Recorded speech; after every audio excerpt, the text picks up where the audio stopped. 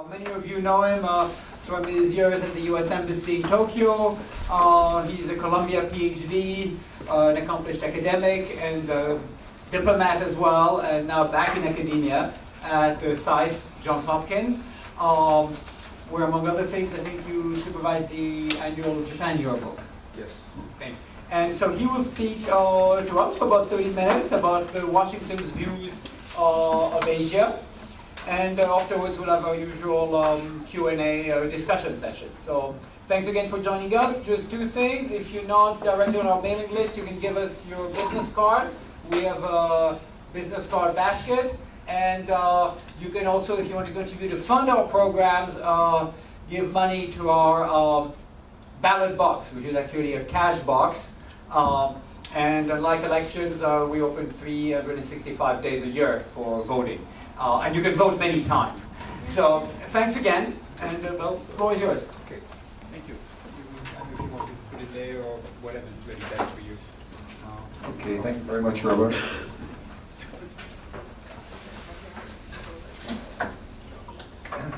I was here about a year ago and gave a talk last November on the Futenma base relocation issue. And the conclusion I reached at that time was that the issue would probably not change. Well, I was wrong. It's gotten worse.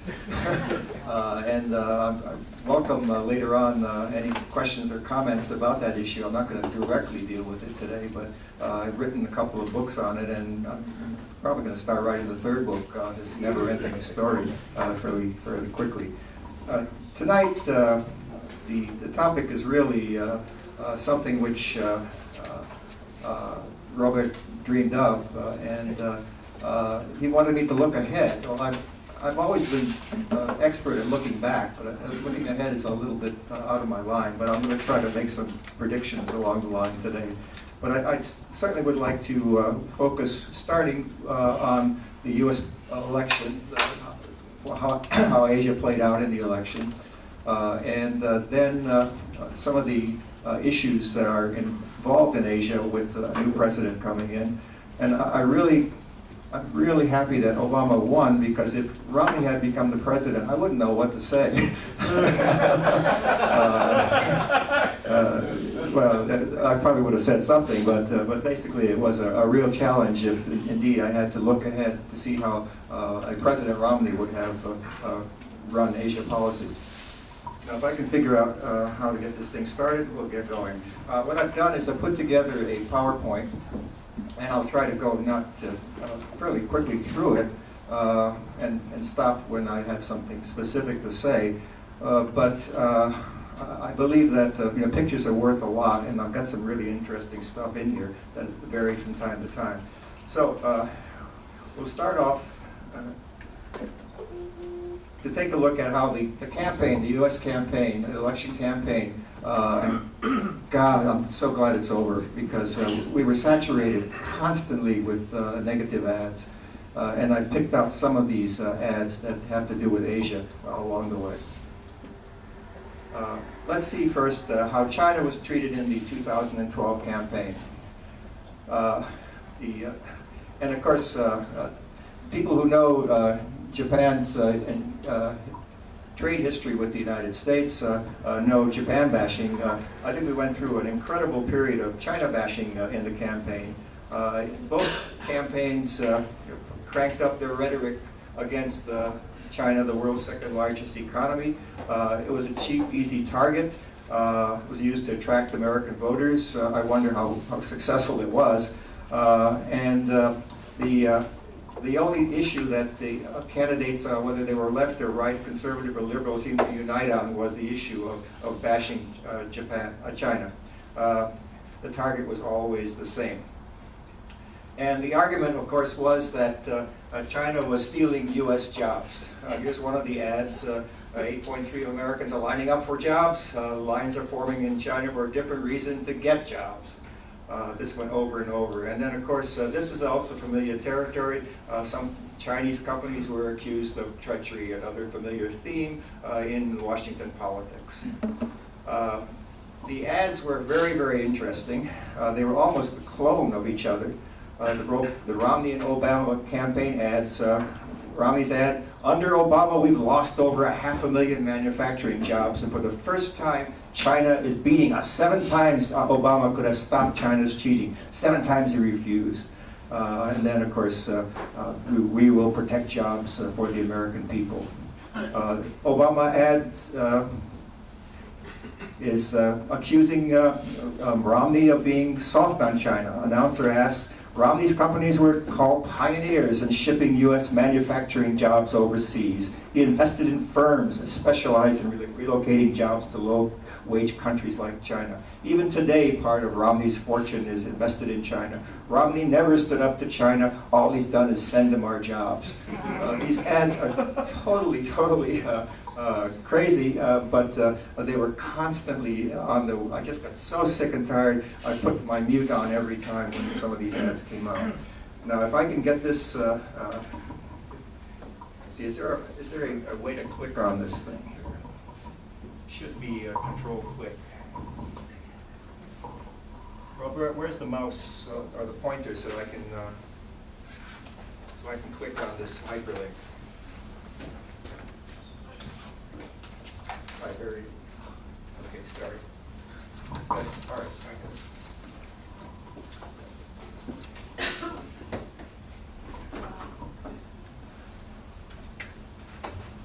Okay, good.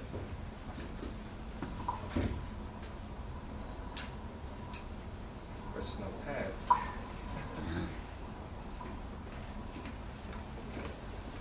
think you just need to go escape. And then you get the mouse control. Okay, got it. Yeah. And then here, Right click on that. I think the mouse that is controlled from the right. Should be able to open up. Okay. That's it.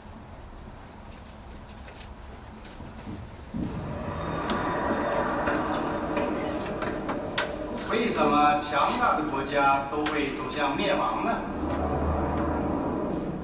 古希腊、罗马帝国、不列颠帝国、美国，因为他们都犯同样错误，原来使得他们成功的原则背道而驰。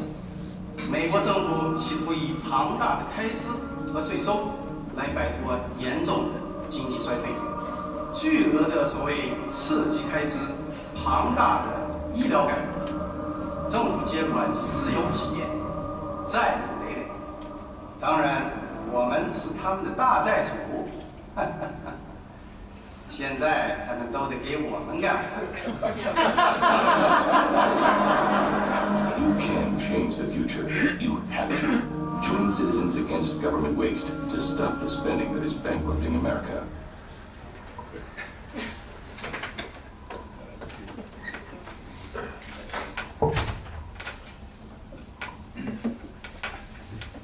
Just close this. I got it.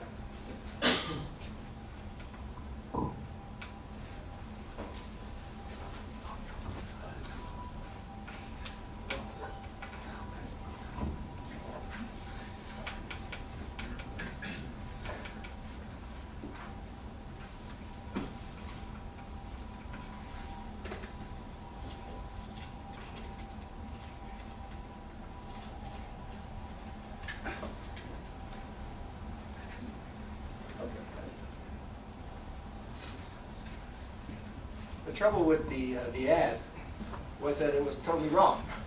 Not because it wasn't funny, it was really funny. And it was banned actually once, and then it suddenly reappeared on US television to show again the message that the Chinese are taking us all to the cleaners, and in the future we're going to be owned by China. The ad is wrong because, hilariously wrong, because the Chinese official giving the lecture to the students that America collapsed because in the middle of a recession it relied on government stimulus spending, big changes in the healthcare system, and public intervention in major industries, were of course what China was doing in order to recover its own economy after the 2008-2009 crisis. But the threat from China became a continuous theme throughout the political campaign. The panda hugging the Empire State Building like King Kong did in the 30s. And of course the economists spotted the threat. America's fear of China. It was everywhere. On Japan, the only place I could find anything from the candidate Romney was a comment he made at a New York City fundraiser in 8/9/12. And he said, "I know when things are tough, as they have been for the last 3.5, 4 years, people begin to think it's always something, something. We are not Japan. We are not going to be a nation that suffers in decline and distress for a decade or a century. We're on the cusp of a very different economic future than the one people have seen over the past 3 years." The line about the declining century was a surprise. He probably wasn't reading from his notes. And Japanese experts on both sides of the Pacific responded that Romney's assertion that Japan has been in decline for a century was a blatant ignorance of a nation that had emerged from World War II, built a huge second largest economy, et cetera, et cetera. And it created quite a storm in the blogs for a while. The campaign, this is why I was sort of glad that Romney hadn't won, because I wouldn't have anything to say, but he rarely said much about U.S. allies one way or the other. If you read the website of his campaign, Japan has some mention, but they were mostly in passing, and actually no real depth about them at all. Where was Japan in the 2012 campaign then? It wasn't there at all. It was almost as if the country did not exist. But there was a time when Japan was in every campaign. In the early 80s and in the, this should be early 90s, Washington was awash in a wave of Japan bashing that in some ways resembled the Japan bashing of the 2012 presidential campaign. So let's look back a little bit at the history of Japan bashing, which is always a favorite media event at any place that I go. We had the period of Nihon Tataki, or Japan bashing, in the 1980s. Then after the bubble burst and Japan was in economic decline, the forgotten 10 years, the phrase Japan passing came up. Then with Koizumi as prime minister after 9/11, Japan was rising. Books were written about the rising Japan. And then when nothing happened after Koizumi, Japan nothing. And now, of course, the buzz is Japan is falling apart. All these are perceptions, not reality, but that's the way the media is. But back in the 1980s, this was a typical Time magazine cover, the Japan invasion of the U.S. economy. And icons were being purchased constantly after Sony purchased the Columbia Pictures. Newsweek ran this as How to Meet Japan's Challenge, the American Dilemma. And a whole bunch of revisionist views came out at that time. Some of them were quite humorous. Because I was in the economic section at the time, we knew the real truth about Japan, that the economy, was closed and it was protected, but Japanese capitalism was just as weak in areas where we knew it was weak, and the prediction of the bubble bursting actually was a favorite topic of us in the embassy in the late 80s. But in the 80s, Japanese capitalism was seen as unique, and international rules, signals were not applicable, that the economic system was adversarial and a threat to the U.S. economy, gained industrial dominance by undermining competition. It was called predatory capitalism in many cases. And Japan was the outlier nation that must be contained. Now we're trying to contain China in a way. In the 80s and part of the 90s, it was Japan. So policy prescriptions at the time, and you can find many, many books about these areas. The U.S. must recognize Japan as a different, closed country, a threat, and meet the challenge by an industrial policy of our own to match the mighty Miti. The U.S. needs to pursue numerical market share targets, for example, to gain access to the Japanese market. Make Japan guarantee a share of the market. In the 1990s, under the Clinton administration, we actually tried to get Japan to negotiate, to agree to set quotas for U.S. imports or foreign imports into their market. They were practically astonished that we would ask them to do so. In the past, they had willingly agreed to limit exports, but to set targets for imports was a no-no. And after a couple of years, at least, of the negotiations, the whole trade negotiations fell apart, and Japan would just not accept it. But the paranoia was there. The rising sun phenomena at the time, a book by Michael Crichton, for example, showed that Japan was a country where business practices were extremely nasty. Most of the issues in this book are actually political rather than a good mystery book. And the novel eventually, talking about Japan as a threat, was made into a bad movie starring Sean Connery. But again, books were coming out. The Coming War with Japan. You could just find perhaps a book these days, The Coming War with China, and probably the content is about the same. And you have these pictures from the 1980s, Detroit workers smashing Japanese cars. UAW says if you sell America, sell out America, build America, and then even nasty incidents occurred, terrible incidents occurred during this period of Japan bashing in the 80s. Does anybody know what happened in Detroit in June 1982? One anti-Japanese, Robert. I know. Oh, okay. You know the answer. Yeah. Anybody else know who this fellow is? He's not Japanese. He's not Japanese. Taiwanese. They killed the Chinese. Yeah, he's American Chinese. His name is Vincent Shen. Vincent Shen, John Chen, was a Chinese American who was beaten to death in June 1982 in Detroit, Michigan. The perpetrators was a Chrysler plant superintendent, Evans, and his stepson, Nitz. The murder generated public outrage, and he was allegedly killed because they thought he was Japanese. and Evans never served a day even 1 day in jail for killing Chin. And many of the the situation in the Japanese Japanese automakers, the situation in the U.S. auto market was extremely bad. So he became a kind of scapegoat for the frustrations of a narrow-minded group of people. And his murder is often considered to be the beginning of a pan-ethnic Asian American movement in the United States. A very formative and very unfortunate occurrence. Fast forward to 2012. Okay, what happened in another country similar to that? A similar Japan bashing incident occurred in China in 2012. Li Jianli was beaten almost to death by a mob, and a month later lay partially paralyzed on a hospital bed with his skull smashed in, hard to speak.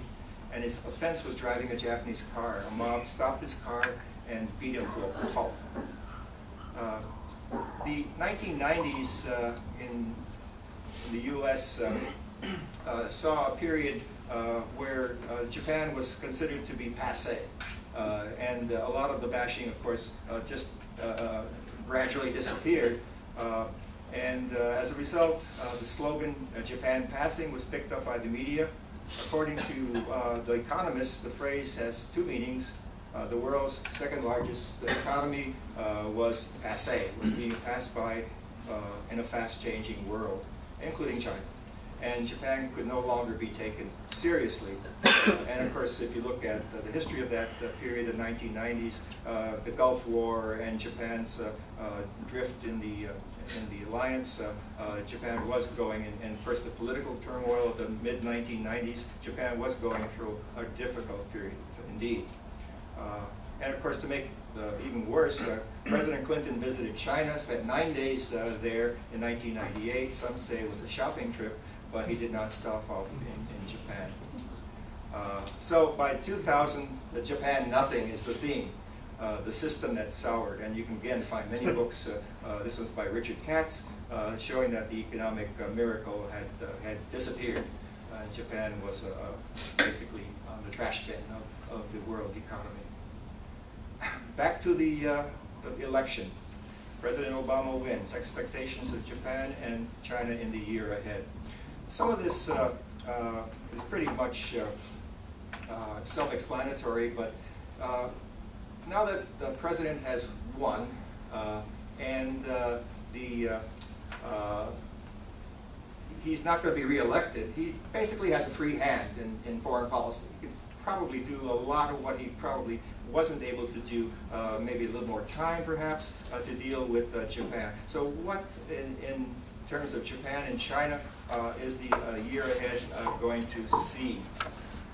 On the other question, what kind of Asia policy would a President Romney have pursued? What would be expected of Japan in the alliance, and how would a Romney administration deal with China? My conclusion, before going into any details, is probably not a heck of a lot different than what the Obama administration has been doing and is doing. As most of you know, I'm sure there has been a pivot or a rebalancing of our policy towards Asia. Half of that is military, repositioning of U.S. troops all the way from Australia over to the Philippines, and half of that is economic. The idea of engaging China at some point in a free trade agreement, the TPP, is also on the agenda as part of our repositioning in Asia. The prospects for Japan in 2013 are much more elusive, if you will. I see by the newspapers this afternoon, this is a newspaper holiday, so I don't know what the news really is today, but I saw a headline saying that it's been decided that the Diet will be dissolved come this November and into December, and that election will be held. So we're probably likely to see a period of political instability in Japan at a time when stability in politics in the U.S. and probably stability in politics in the ROK and China are occurring. Japan will be out of step, if you will, with the currents, political currents of the region and with the U.S. during that period. So if, for example, under the Obama administration, Japan is asked to do more in the alliance, can it really do so? For example, we are facing a fiscal cliff in the United States. And even if we resolve our debt crisis, defense budget is still going to be cut and continue to be cut over the next year and perhaps into the near future. That sort of contradicts an Asia pivot in our security policy. To make up for that, we may ask Japan to do more for the defense of Japan, or we may ask Japan to step up to do more in logistical support in case of a regional situation, a regional contingency. Whether Japan in its political instability or political fluidity over the next several months, maybe into the year, maybe well into the year, can actually make a decision to do more is extremely hard to see. Another area where Japan is going to be expected to do something, and may, is on TPP, joining TPP. Noda, Prime Minister Noda, is probably going to die on that sword over the next month or so. There is talk about him making the decision on TPP, dissolving the Diet, and then letting the public decide whether joining the Trans-Pacific Partnership was a good deal or not. So again, a lot of fluidity centered around Japan over the next year. To get more into the political weeds, Noda's Prime Minister Noda came into power about a little over a year ago, after two failed VPJ prime ministerships. The Hatoyama administration came in 2009, sort of like a wrecking crew to see if they could do as much damage to the alliance as possible. They managed to salvage a little bit of it, but had to leave, he had to quit in disgrace over a personal scandal, money scandal, as well as over the inability to resolve the Futenma relocation issue. Then Khan came in with a repair crew and did a little bit of fixing to make sure that the alliance really didn't fall apart.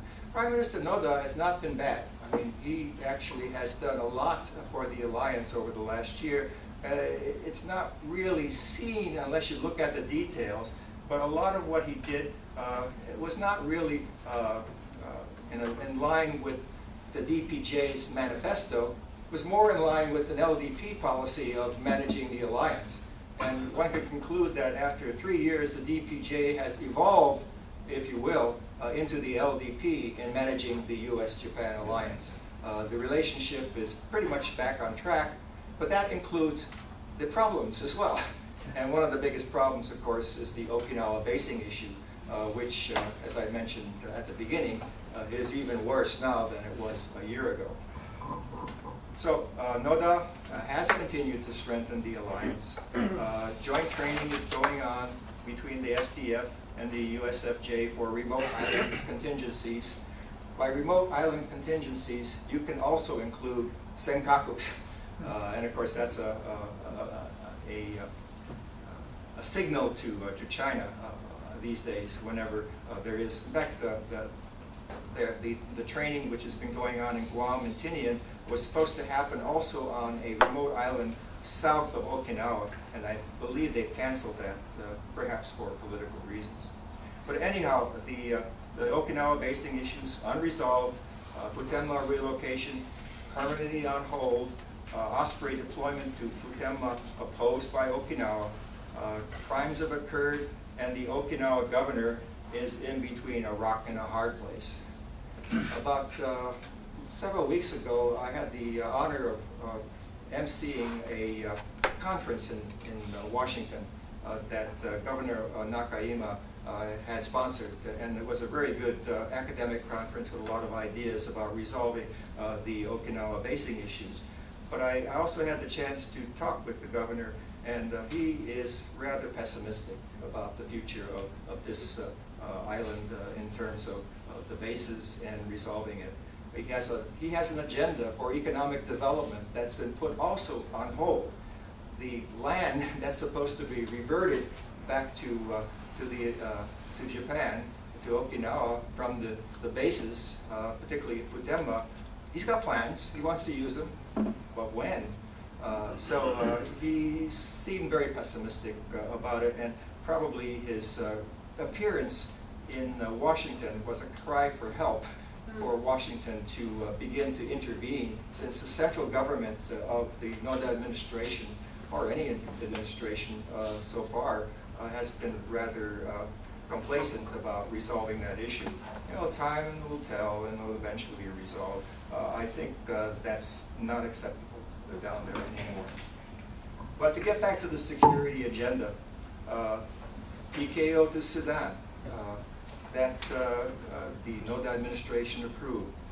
It had been discussed under the Khan administration, and discussed and discussed and discussed, and finally Noda made a decision, and now there is a contingent of SDF engineers, others that are working in the Sudan. Beefed up anti-piracy operation in waters off Somalia. I mentioned the training, joint training with U.S. forces in Guam and Tinian, positing a defense of Japan's remote islands. And an emerging strategic view. The appointment of Defense Chief Morimoto comes from academia, a very respected defense intellectual. A former advisor, security advisor to the LDP. His appointment symbolizes two things. One is that his ideas match Noda's ideas on how Japan's defense posture should be, what the strategic view should be. But it also signals that the DPJ has come full circle and is now as far as security policy concerned, operating as if it were the LDP still in power. The LDP could take over power tomorrow, and there would be absolutely a seamless, web. There would absolutely be no, I think, hiatus, no disjunction between the two strategic views. And most important, Morimoto has requested just a couple of days ago that the U.S. update the defense cooperation guidelines. The last set of guidelines were put out in 1997 to reflect the Korean contingency, the Korean Peninsula contingency. The new guidelines will focus not just on Korea, but on China, the rising maritime security threat from China. And again, this will be a very sharp, a very strong signal to China about the U.S.-Japan alliance's intention not to tolerate China's maritime ambitions.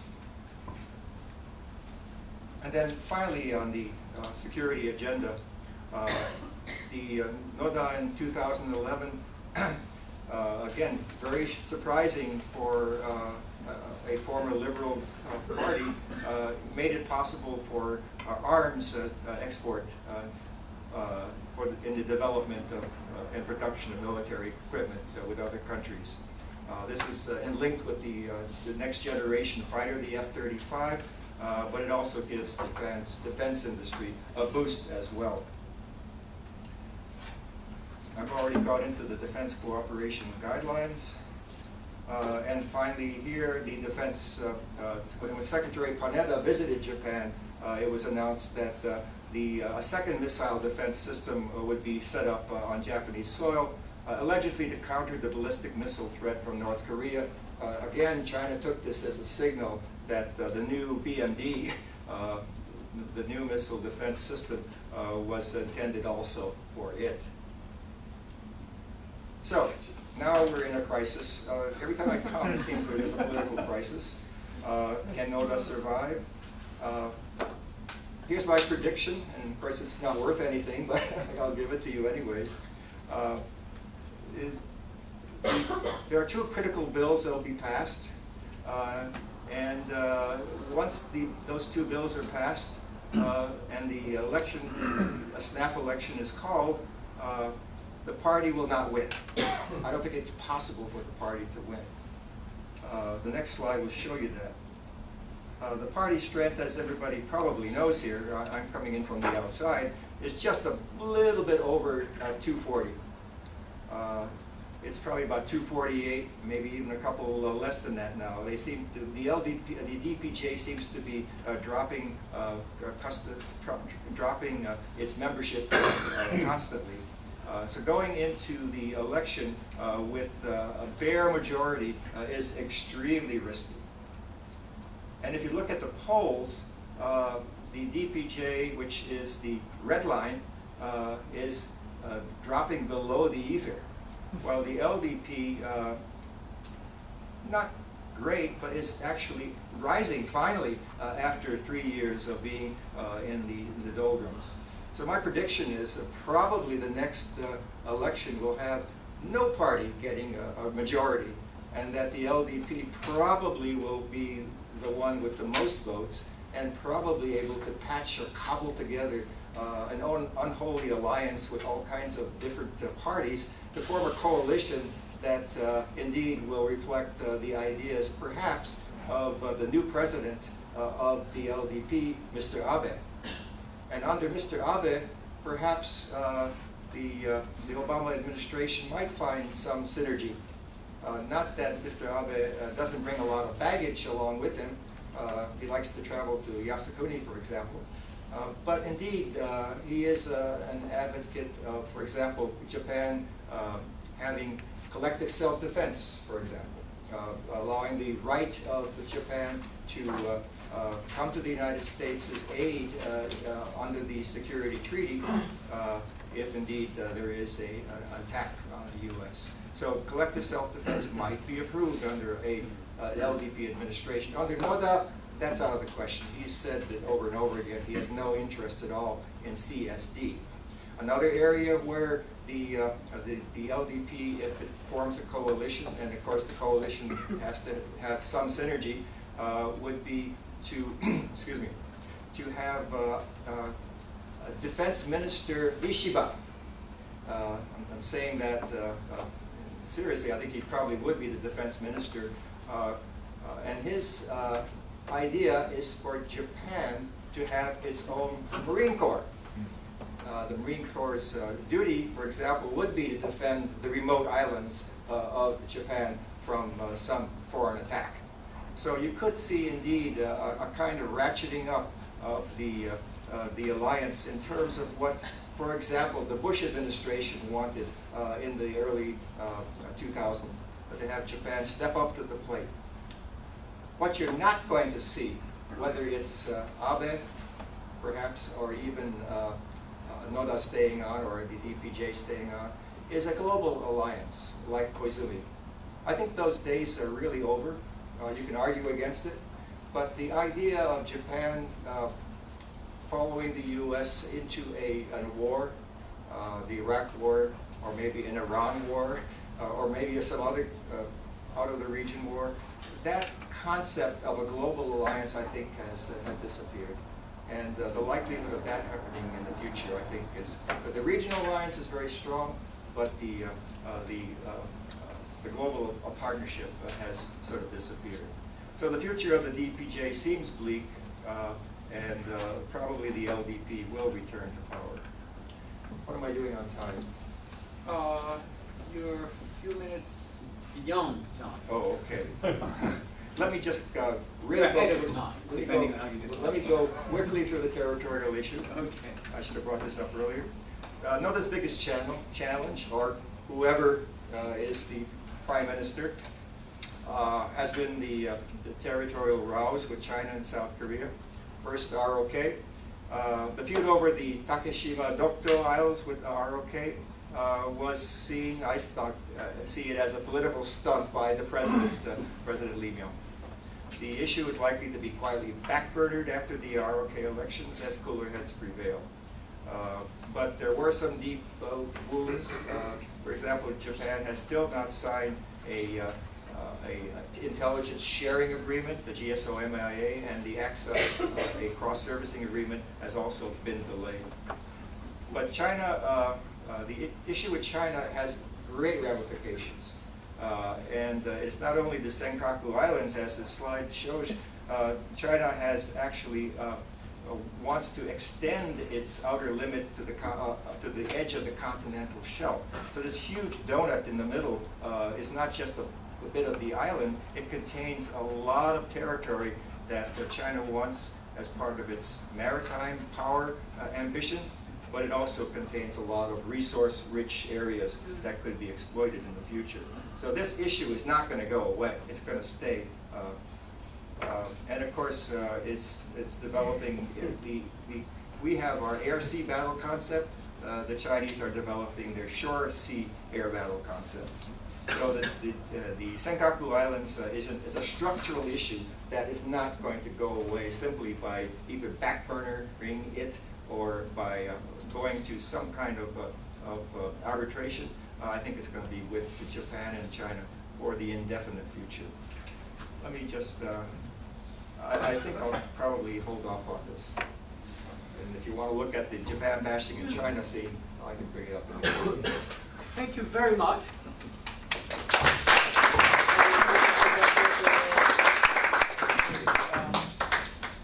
Thank you very much, Bill. Can you hear me? First, I want to say something to our honored guests. The seats in the front are empty, and there are people who are like always in the back. So this, in some schools, there's a premium to backbenching it, but there isn't here. So from now on, what we will do is we will put push pins randomly on the seats in the back. So if you want to enjoy a nice lecture, do sit in the front. It's interesting, the video you showed about the debt owed to China reminded me of the days when I was working on Wall Street in the 80s, and it was an old banker who told me this, and he'd heard it from an old banker, which is that if you owe a few dollars to a bank, you have a problem. Obviously, if you owe $1 trillion to a bank, the bank is a problem. So, in fact, the ones who have a problems are the ones who own the debt, rather than the ones to its own. We will start with Q&A. So, who would like to speak up? It was a very silent group. Dr. Numata.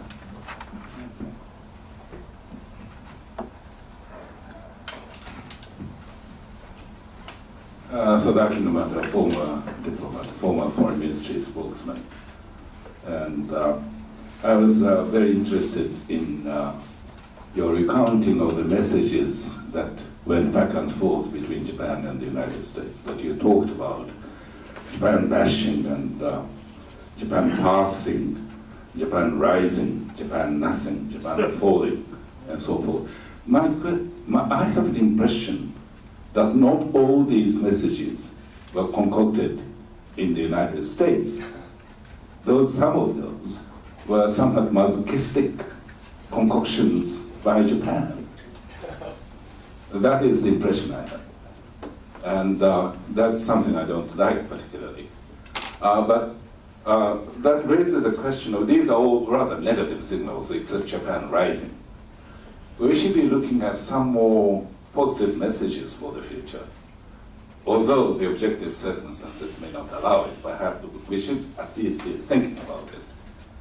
And to my mind, perhaps we should try to seek it in terms of this idea that the Japan-US alliance is a public good, not for Japan, not just for Japan and the United States, but for Asia as a whole and globally.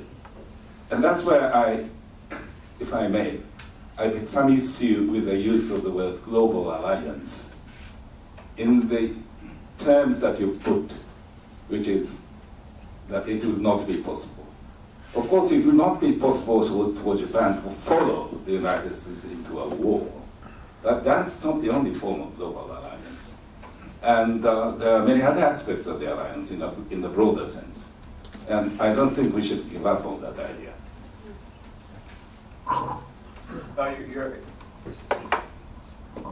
You're absolutely correct, Ambassador Murata. Is this working? Yeah. Yes. Okay. By global alliance, I was using the term that the Bush administration had put together, in which, in the coalition of the willing, Japan puts boots on the ground, is participating side by side in some fashion with the U.S. in its different international ventures. But there's another part, the global partnership side, and actually the list had a lot of these, where we actually have tremendous collaboration, cooperation in many areas. For example, even though the DPJ, it wasn't on the slide, even though the DPJ did not send anybody, troops to Afghanistan, and withdrew the MSDF ships from the Indian Ocean after 2010, it provided $5 billion in reconstruction aid to Afghanistan, and continues to provide another $3 billion aid to Afghanistan for its future economic growth. So there is a very vibrant and healthy collaboration between the U.S. and Japan. What I'm saying is that the paradigm of that Koizumi administration presented of a rising Japan taking on global scope in its military option or security option, that paradigm, that model has shrunk down to a regional. Japan will indeed do what it takes to defend Japan. Japan will back up the U.S. alliance in the deterrence for the peace and stability of the region. That is solid, rock solid. But when it comes to entrapment into a U.S. war, the DPJ will never follow the U.S. in that. I mean, it campaigned on Beiju, Beitsuiju, the issue of blindly following the United States in its campaign in the 2009 election. So look for a positive. I think we have a positive alliance. what I was trying to bring up, and it came at the end, was that the Senkaku issue has become a complication in the alliance. The U.S. doesn't want to be drawn into a Japan-China war either. So there has to be some way for that issue to find a happy solution where there isn't the specter of two ships, a Japan Coast Guard ship possibly colliding or having conflict with a Chinese surveillance ship and starting a new issue, a flashpoint in the region. So I think we're basically, we can do a second Obama administration, have a healthy alliance, but we have to be reading from the same script so that we know what our strategic vision is in the region. Yes, we'll start here. Senkaku-sensei.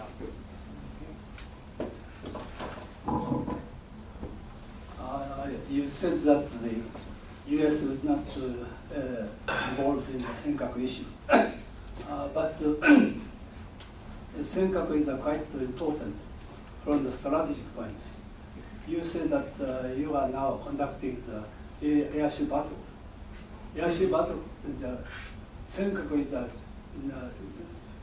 quite important from that kind of strategy because it's situated in the First Island chain, which you want to. So it's not only Japanese interest, but also U.S. interest. That's my opinion.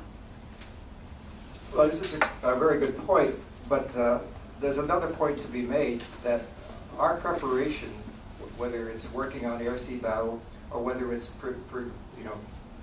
joint training between the U.S. and Japan, it really isn't designed for us to go to war. It's designed as a deterrence, part of our deterrence capabilities. This is pretty much conventional wisdom, but the Chinese side has tested us on Senkaku. I think that was a test of the alliance to see how strong it was. So Secretary Clinton, of course, came out with the famous statement about the islands being under Article 5 because Japan has effective control over it, administrative control over it, so the security treaty applies. But I can guarantee you, we don't want to fight over that. The ultimate goal is to get China through by having a military backing of the alliance and our presence here, to get China to be accommodating and to agree to some kind of rules of freedom of navigation, freedom of commerce, all the rules that, and territorial integrity. Until China agrees to that, we do have a possibility of conflict.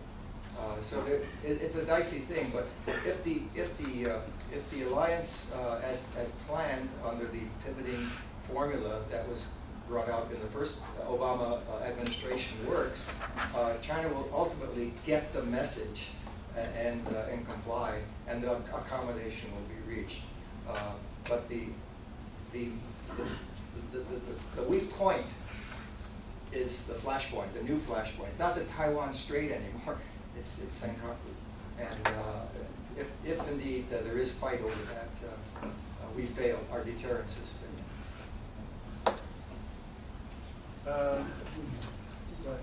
Stephen Harner, I write a blog for Forbes. In recent weeks has dealt with the alliance and the relationship between the U.S. and China and Japan.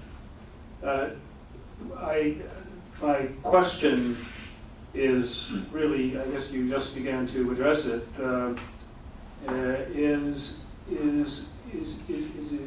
is whether or not, it is China that is the main focus of the United States and the United States foreign policy, and the question of vital U.S. interests in Asia.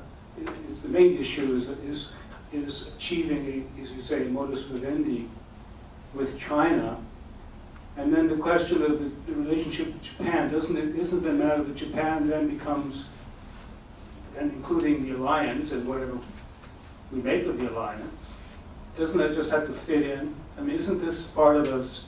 Shouldn't it be? It isn't it in reality? I believe it should be, and it is part of strategic thinking that you come up with your goal. And then you try to make try to adjust and make things happen to achieve the goal. It seems to me that the goal is coming to terms with a powerful China that has legitimate, justifiable reasons for wanting its own defense capability and ability to defend its sea lanes and not rely upon anybody else, and exercise its legitimate power in the region. And so, and that the U.S. fundamentally, because there aren't any conflicting vital interests, there isn't a conflict in vital interest between China and Japan, there should be a way to come up with, again, this sort of modus vivendi, but within a context like that, or a framework like that, very unlikely that the alliance with Japan can stand. Certainly not the way it is now, and the way it's structured, and all this rhetoric we have about containing China and drawing lines and that kind of thing. It doesn't make any sense.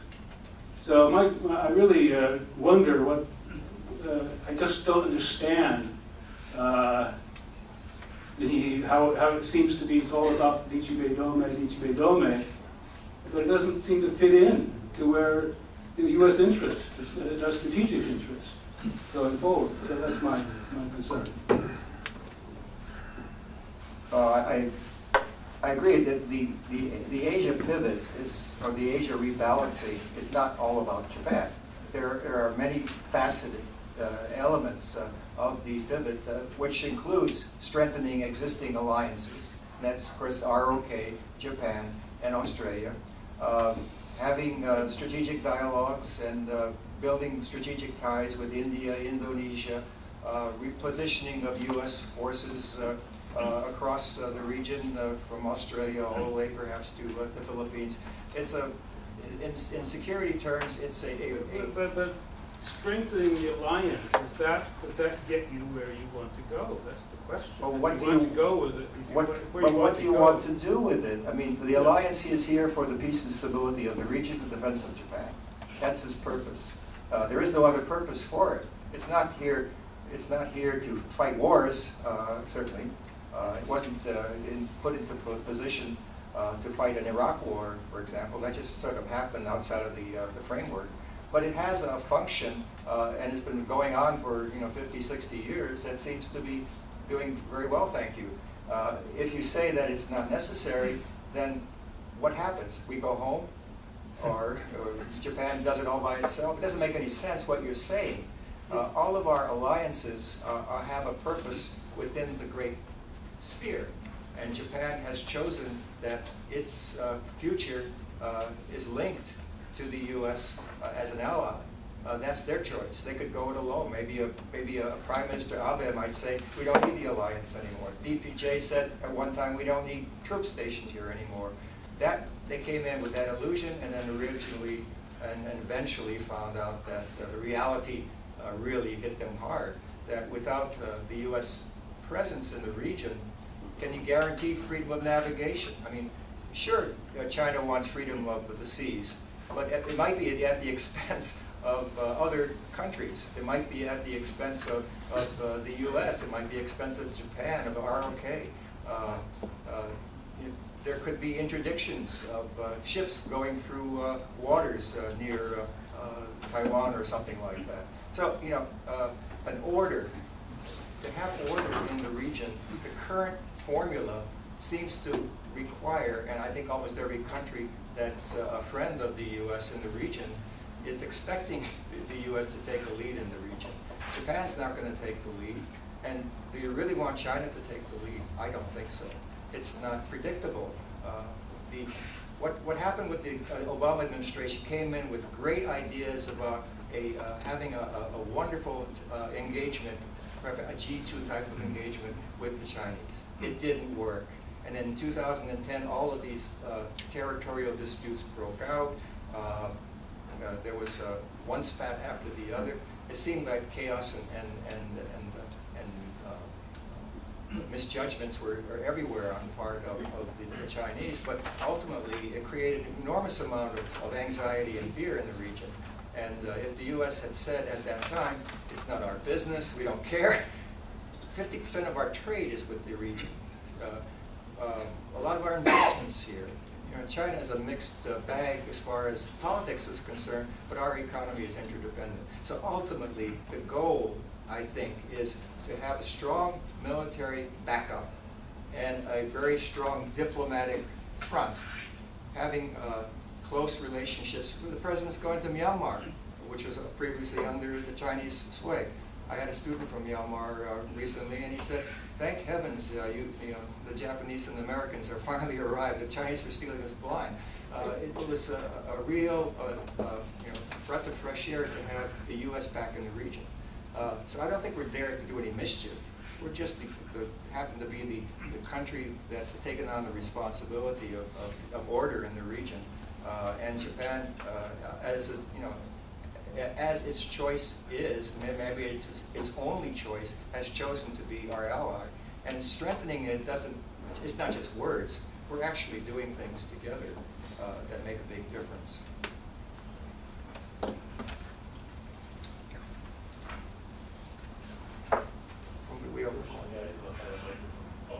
Yeah. Thank you. Thank you very much, Mr. Brooks. I am Hiroki Sugita with the Kyoto News. I'm a Japanese journalist.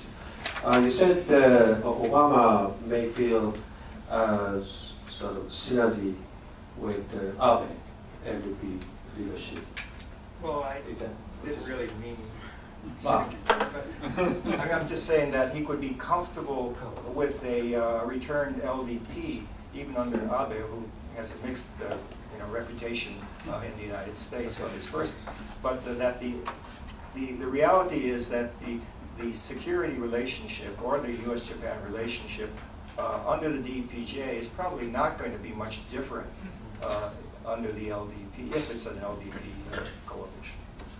Well, my question is about I was in D.C. in 2007 and 2008 when Abe was Prime Minister. And at that time, I remember that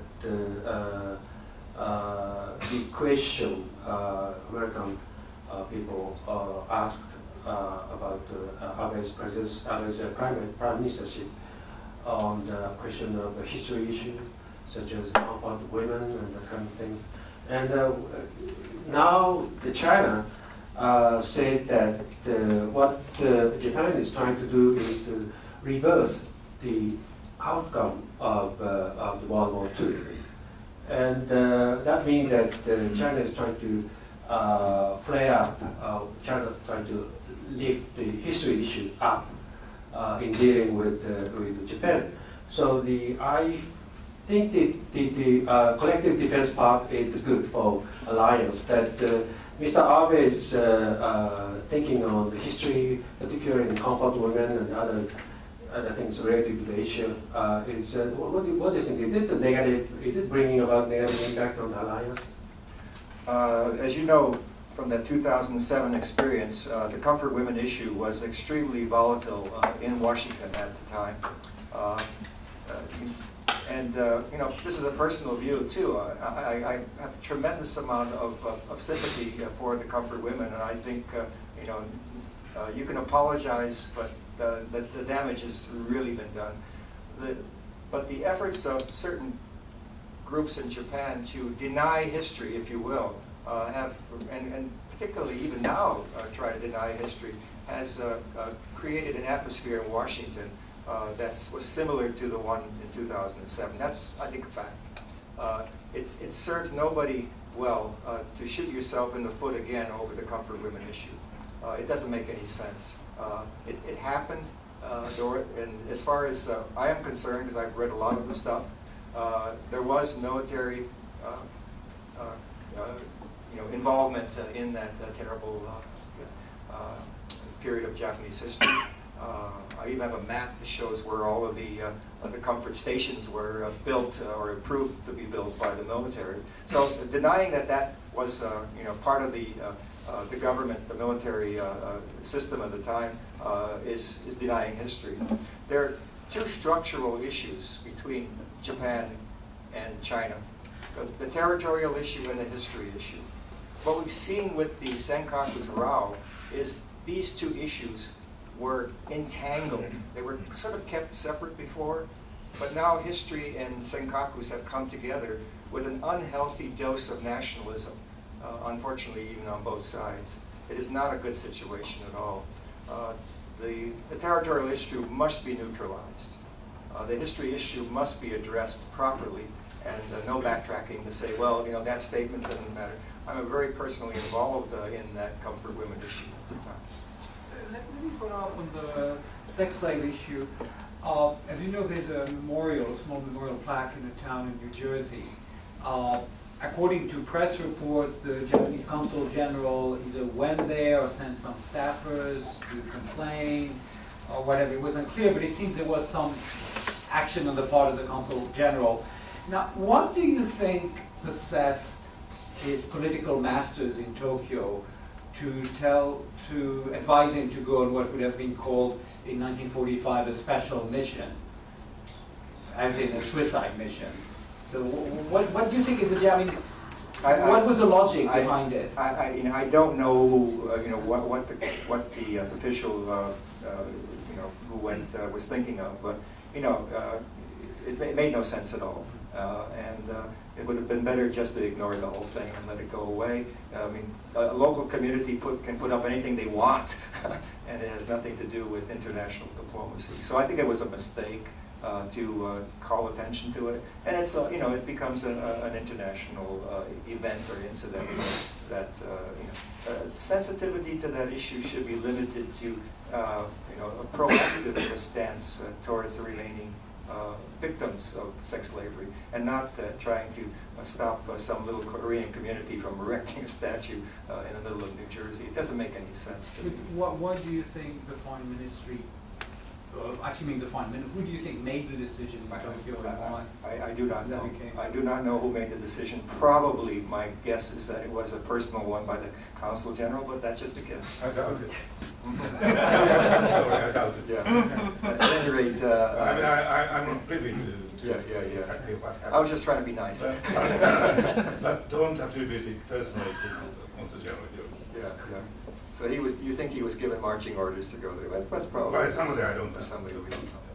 But what to me is surprising is that the DPJ comes in with a stance that would normally be seen as supportive of the history issues, not going to visit the Yasukuni, etc. And on this particular one, why bring out this issue again? Next we'll see full-page ads again in the Washington Post. Somebody with an initial A was behind it. And of course, it fears the paranoia. It feeds the paranoia in Japan about rightists taking over. Hi. I think I was next. Yes, here. Yeah, okay, yes, good. And then here, we'll give some, then here and then in the back. Good. There's always priority in the front. If you want to ask questions, it's a good idea. Yes, I was highly retrievable on the fifth line already, so yes, sitting on the front is always helpful. I'm Giulio Pugliese, I'm a former science graduate from Italy. My question deals with what you were mentioning earlier, with the entanglement of territorial disputes, with historical problems in China. And it was very interesting to hear Professor Nye and Richard Armitage a couple of weeks ago coming to Japan and speak about the historical problems with very similar terms as you just put it. That they don't want Japan to shoot itself on the foot. And I'm sure that this was intended as a message for the incoming leadership. And it seems that Abe has received a message from the interview he made very recently with Mrs. Yoshiko Sakurai. This is my understanding, at least. There is another entanglement that I think is important, and is the very strong discourses in China, especially nowadays with the nationalism, of the rising Japanese militarism. And how do you solve the problem of just a fresh leadership transition, a fresh leadership in China, that is not strong enough yet, with nationalistic discourses within the country, and on the opposite side, the need for the US-Japan alliance to be strengthened, or for Japan to strengthen itself. Now that's a real riddle, don't you think, a dilemma in a sense, because whenever Abe makes something on the order of what you mentioned earlier, of possibly enhancing the military budget or strengthen the alliance in the line of collective self-defense, you're going to send very interesting messages to China, to say the least. So you're going to have, conversely, in the very short period, the next 2 years, possibly, my understanding is that you're going to have actually backfire in terms of what you just mentioned earlier. What is your impression? How do you reply to this? Well, let's take China first. To me, and I'm not an expert on Chinese political Machiavellianism or whatever, but I think the riots, part of the riots, the reaction of the public, tapping into Chinese nationalism for xenophobia against Japan, because a lot of the disgruntlement of nationalism in China is being directed towards the Communist Party in power. We were talking about this before. There are more security forces in China than there are military forces. The budget for the security forces is bigger than the forces for the military. So China has a potential stability problem. Its economy is starting to slow down. Factories are closing. There's a have and have not society of rich and poor. There's a lot of instability, political instability, that the new leaders have to deal with. One of their mechanisms seems to have been to play the history card and the Senkaku card at the same time, a very risky thing. And if you keep doing that, sooner or later, it's not going to work. It certainly didn't work with Japan. They dug in, but it could also cause an actual conflict between the two. So the testing of Japan's diplomacy towards China, I think, will come up in the next year or two, just as you said. And it could be explosive if they can't do it. And it's ironic that the DPJ came in order to better the relationship with China and Asia, and has ended up being sort of isolated from many of the countries. They still do very well with Southeast Asia, and their programs there, the investment production networks, are still very much strong. But I've seen, business magazines here since I came, calling for Japanese companies to disinvest from China, to go somewhere else.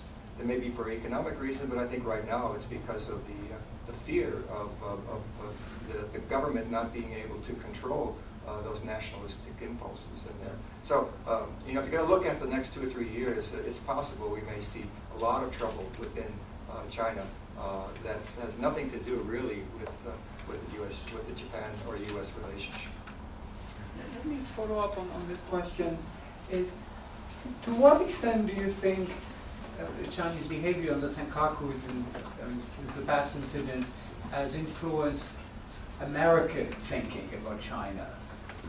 I mean, in other words, has it really strengthened the Hawks and made the task of the quote-unquote panda huggers more difficult? Does it change things in D.C., you think, or has it made things? I know this is only subjective, but I've had U.S. government officials said, we don't want to get drawn into a war over the Senkakus. We want them to deal with this in a mutually adult way, and find some way of reaching an accommodation so that there will be a diplomatic solution rather than a military solution. So I think in Washington has gotten a little scared about this issue, and it's not, of course, the Senkakus; it's the other ones as well. So we may indeed overreact to it, but indeed I think it is a source of great anxiety. This is putting pressure, I think, on Japan and on China. I mean, the messages have been sent at highest levels to both to use some common sense, if you will, and take this issue off the back burner because it's not going anywhere, and it's certainly a possibility of real conflict. So I think wiser heads will prevail in both countries. But again, even if the issue is sort of put on the back burner, it could pop up again. Deng Xiaoping was able to back burner it for decades. There is no Deng Xiaoping in the new Chinese leadership. In fact, there may be a lot of jockeying for power, even among the ones that are out of power at this juncture. This person in the back has had his hand. Yeah, well, she has a mic and then in the back. My name is Senkaku. Thank you very much for your lecture today. And according to one issue of a relationship of Japan and the United States, what do you think about U.S. base camp in Okinawa Prefecture? I'm sorry, about the U.S. bases in Okinawa? Yes. Oh, base camp. Oh, bases in Okinawa, I'm sorry, okay. You mean the Futenma issue? Yes. Okay. Well, I think I'm on the record as saying that, for God's sakes, we promised to give back that base in 1996. Let's give it back. And stop finding reasons why we can't do it. I think we can do it. I think there are formulas, there are ways of reaching a solution fairly quickly. I may have mentioned earlier that Okinawa has plans for it. Okay, if Okinawa has a plan and the central government has the money to implement the plan, we can start taking the planes and moving them elsewhere. Take the big aircraft and put them on Iwakuni. And the Ospreys, well, they're pretty flexible. They can be anywhere. So you can temporarily put them anywhere. Just close the base, strip it of everything, and let the Okinawan plan for redevelopment of that area, which is quite huge, play its course. Once the base is closed, the political cause, or the political impetus, which has caused an enormous amount of trouble down there against the bases, I think will be diffused.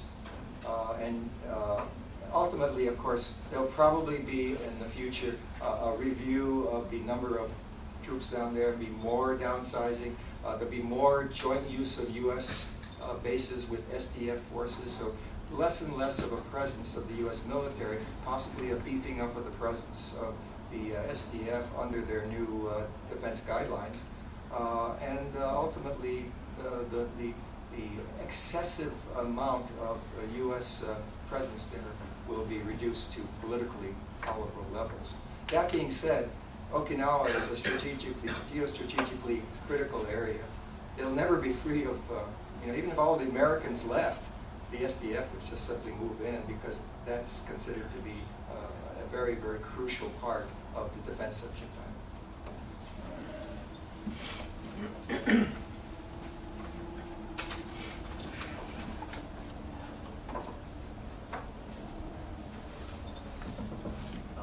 Hi, I'm Paul Scalise from the University of Tokyo.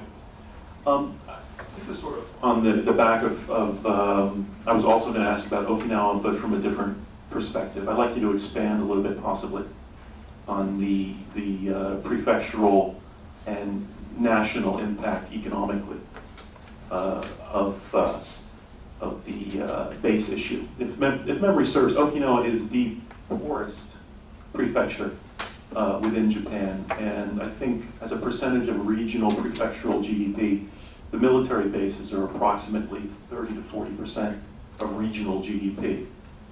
You had mentioned that the governor wants to do something if the military bases leave, but it seems to me that both in the short to medium term impacts, economically it would be poor unless the military bases allowed them immediately in, and I don't see that happening. And then nationally, what does this do for a budget where there's already considerable amount of weight and drag on taxes relative to expenditures. I mean, obviously expenditures would need to rise for further military spending and perhaps replacement in the Okinawa region. So the second issue would be logistical. Where do you put the military, Japanese military specifically, if the U.S. were to withdraw? So I suppose it's three interrelated questions. One is the prefectural GDP impact. The second is what does the Japanese national government do in terms of military replacement, if at all? And the third is the obvious one. What does the U.S. military do with all the bases and military personnel once they withdraw? I mean, where do they go? That's another issue. They go back to the States, or you put them somewhere else. And has anyone, or have you read anything that has discussed this in any detail at all? Because it seems to be in short supply.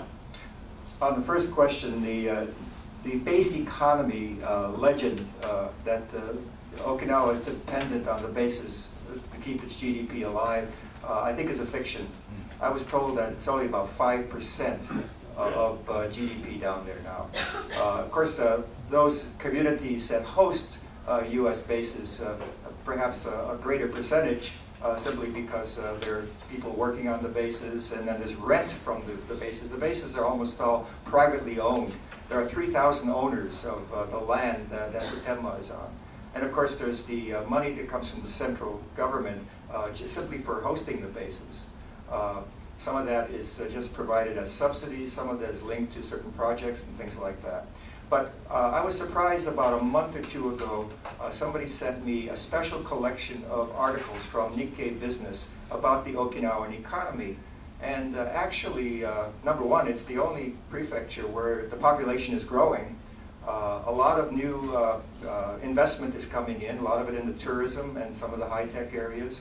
And it certainly has a lot of potential if it were properly guided economic development. So there is a positive, proactive view that the governor subscribes to about boosting the Okinawan economy to make it more independent.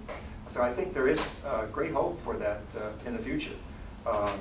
You can get a collection of articles in the Nikkei Business. I think you'll be surprised. I was surprised. On second, the SDF is already starting to move slowly into the Okinawan areas, whether it's in Okinawa itself with its own bases or in some of the remote islands. I think there's one island where it actually has set up a new base.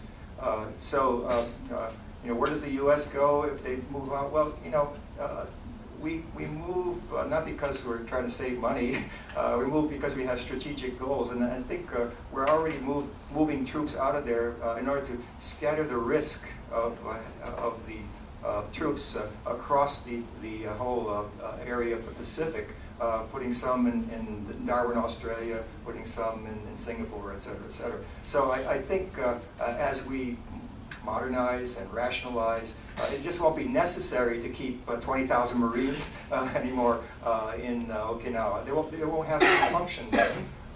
Some of them will be kept in the region, but others, like Senator Webb has suggested, will be sent back to California, for example.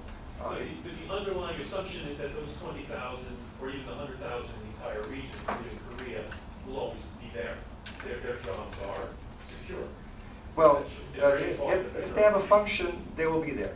But if indeed in the future there is no need for them, I mean, I'm not saying tomorrow, but I'm saying in the future, if another review of the structure of the forces concludes that this superfluity there, that it doesn't, for example, even with the helicopters, the Ospreys, 24 Ospreys have replaced, 60, 70, 80 helicopters. You could think in terms of that kind of rationalization. And of course, the more Japan picks up its own defense of the region, including remote islands, if it's willing to defend the remote islands by itself, then the Marines lose one more function in the region. They won't need a big presence. So I think rationalization over time will move the bases out by strategic thinking as well as economic thinking, and then Okinawa will be able to improve its own the way it's going now, you know, it's another accident waiting to happen. God help us if we have an accident. My name is Toshisuke, the businessman. My question is regarding Japan bashing in China and its impact to the U.S. Definitely, it was shocking to not only to Japanese business operator, but also I think it was shocking incident to U.S. business operator in China, as the potential hidden country risks are exposed. What's their recognition? Do they start to see the reality, or do they try not to see the reality, blaming its U.S. caused by Japan's militarism, or simply accusing Japan? Or what's your observation? I'm not sure I understand you. China's rationalization? In China, there was a riot attacking Japanese business operators. Right. So it seems that it's not only risky for Japanese, but also potentially it's risky for all the business operators doing business. Okay, yeah, I think that people got scared, on both sides, and you know, because some of these companies like Panasonic that were targeted were invited by the Chinese government in the 1950s and 60s to come in order to help modernize China. And of course, Japan had not only a tremendous amount of investment coming in, but ODA, foreign aid, et cetera, for the modernization of China. So that whole period, it was a relatively stable and good era of good feeling.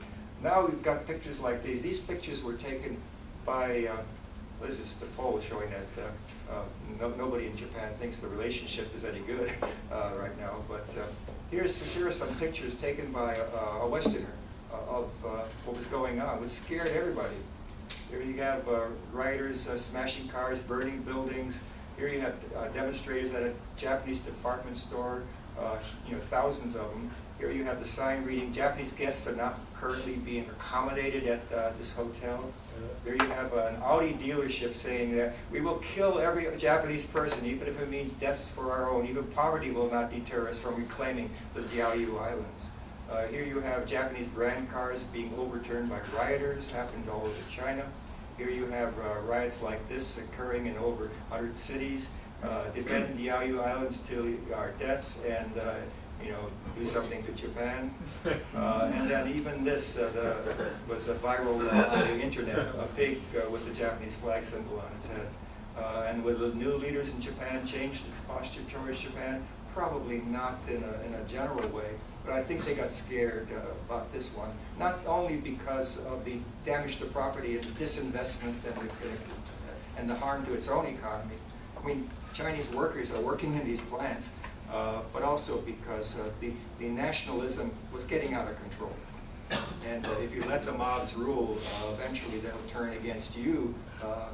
I saw some things on the TV the other day showing rioters in China angry at the government because of corruption in their own village. So that anger is there, that nationalism is there. It could turn against the Communist Party, and I think they're scared about that. I think. So ultimately, I think cooler heads will prevail, and the relationship will slowly get back, but it's been seriously damaged, really, by this latest event. But his point is that this riot, we were against the United States, U.S. That's his point. Thank you. That's Oh, I didn't get that. I didn't see this. Well, none of our investments. Potentially. It could turn against foreigners, sure, absolutely. But it's so far, I don't think that message has sunk into American investors there. I don't think there's been any disinvestment. So the Chinese government, say, increase on supply and demand, the Chinese government policy. To increase supply and demand. Oh, yeah, yes. All right. Yeah, again, basically, the system is starting to collapse. And the 18th Congress promised economic reform because it is not working as they wished. wages are going up. Workers are demanding things that can't be resolved. There is a slowing of the Chinese economy, and probably will continue to slow. Yeah. And the wealth is not being distributed equally in the society. So there's a lot of tension and angst going on. So these riots are, I think, are more domestic rather than against foreigners. They just happen to be the target of opportunity. Could very well be riots against Chinese local government or Chinese institutions. A lot of pent-up anger and disgust. Riding in a taxi in Beijing, you hear complaints from the taxi drivers. I think that's common, but still, I think there's a lot of. One person said that the government mistrusts us. We mistrust the government. Yeah. I want to go back to the Senkaku issue at the end now. You know, it's very difficult for China to ever give up on this issue because the game is too big as compared to the issue with the Philippines and Vietnam. Japan, #2 economy. America's one of the best allies in Asia. And it also serves to put down the demonstrations against the Communist Party in the future. So the only thing the U.S. is saying, the U.S.-Japanese alliance is the biggest pain in the neck from Chinese point of view. But the U.S. is saying it does not take sides on territorial disputes. The Article 5 of the Security Treaty would be applied only because the island happens to be under the effective control of the Japanese government. So China, to remove this thing, is the island no longer to be under the effective control. The Japanese government is too scared to put anyone on that land to build anything. So it's only circulating by the coast guards. Now the Chinese public ships are coming in every day and start controlling that area. And that goes on for years, 2 years. In the meantime, they're going to fly unmanned drones and getting into the aerospace of the islands, which Japanese cannot shoot down. So of all these things, the China can ask whether the island is in fact under the effective control of the Japanese government. And the Americans can no longer say it is. So that means it no longer could be applied under the Japanese-American alliance. And even so, the Chinese is not going to use any military forces. All they have to do is send about 800 fishing boats and let the fishers land. The Japanese have no way to get rid of them. And Deng Xiaoping, remember, Deng Xiaoping was putting that island up on the cliff, the shelf. That was when China was world number 6th or 7th in the world economy. Now China is second, but in 10 years, it's going to be number 1. And they have to marginalize Japan in that area. And that's the biggest damage to the U.S. effort. So the time is on their side. Well, what you said is exactly what I said. I mean, this is a flashpoint where trouble could happen. Whether, I just don't follow you that they're going to be able to ease the Japanese out of there. I think there will be trouble, there'll be fights, there'll be a war, indeed, if there is a Chinese invasion, if you will, of that. And the U.S. Will have to, we're not going to use the logic of, well, you're not in effective control because it was invaded, so we can't. That doesn't make any sense. We will protect the area if there is an invasion. But we don't want to do that because why? You say that China's not going to back down. I think ultimately it'll backburner it. It won't go away. It's a structural issue. It'll backburner it in order to get on with the real issue, and that's the growth of the Chinese economy. The interdependence between Japan and China's economies is extensive. Does China want to lose that over shouting match over an island. I think ultimately wiser heads will prevail, but we're likely to see this kind of tension build over the next year or so. It's not going to be easy to play it down. So you mean still shimmering, right? It's still shimmering. I mean, as long as those ships are facing each other, you know, and anything can happen. Two captains, you know, one says that, you know, get out of my way, and then there's a collision, or there's a deliberate ram, like the Fisher boat. So because we were saying, you know, interdependent, you know, let's say, you know, Japan and China, maybe not that, will not invade, you know, Senkaku Islands. I think ultimately the wiser heads will prevail in China. That, you know, the economy comes first stupid and not the Senkaku. And even though there may be tremendous